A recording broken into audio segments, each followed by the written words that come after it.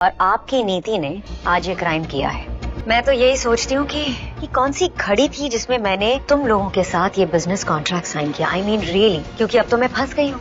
I can't even back out. परी आ जाती है नीति की जान बचाने। भाई वही परी आती है जिसने नीति ने कितनी बार उसकी जान लेने की कोशिश की थी। हाल ही में उसने कोल्ड स्टोरेज में बंद भी कर दिया था, लेकिन यहाँ पर भाई दोबारा आ जाती है। जैसी बबली बताती है ना कि उसने नस वगैरह काट लिया, तो एकदम परेशान हो जाती है भाई उसके लिए, और यहाँ पर हॉस्पिटल में आ जाएगी। लेकिन एक बात मैं आपको बताना चाहूंगी, आपकी ये जो लाडली नीति है ना, इसका पागलपन रुकने वाला नहीं है। इसने आज जो किया है, ये ऐसी हरकतें करती रहेगी क्योंकि ये उसकी आदत है। और हॉस्पिटल में आते ही यहाँ पर एफआईआर वगैरह की जरूरत पड़ती है, क्योंकि सुसाइड केस है।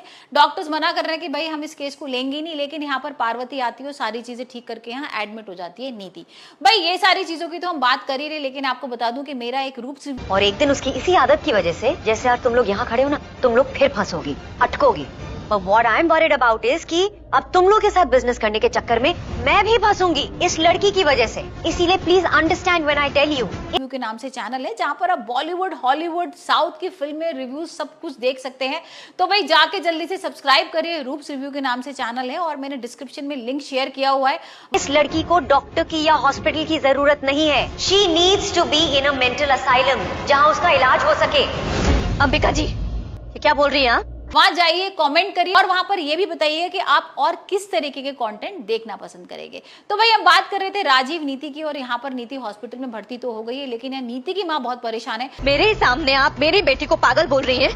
ये बदतमीजी बर्दाश्त नहीं करूंगी मैं। जो मैं कह रही हूँ वो सुनकर बुरा लग रहा है, पर आप ये एक बात बताइए, नीति जैसी लड़की अगर सोसाइटी में घूमती रहेगी तो बाकी लोग सेफ रहेंगे क्या? यहाँ पर पार्वती को बुला के भाई स्पेशली वो पूछती भी है कि तुम एक बात बताओ कि तुम परी हो या पार्वती हो, क्योंकि भाई मेरे को परी ना छोटी माँ समझती थी, और यहाँ पर मैं उससे बहुत प्यार करती थी, वो भी मेरे को बहुत प्यार करती थी, और यहाँ ऐसा लग रहा है मुझे कि तुम परी हो।